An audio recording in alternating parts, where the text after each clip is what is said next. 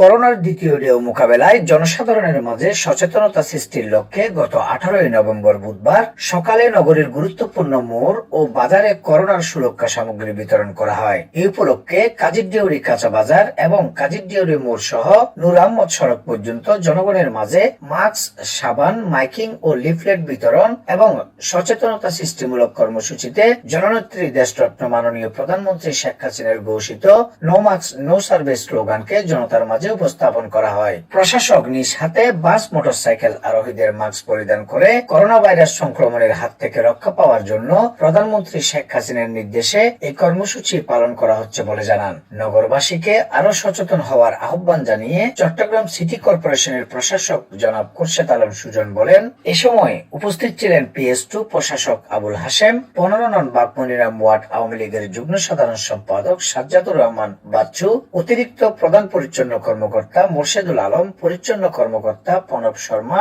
আলী আকবর, রিপন সহ চট্টগ্রাম সিটি কর্পোরেশনের পরিচ্ছন্ন কর্মকর্তা কর্মচারী উপস্থিত ছিলেন।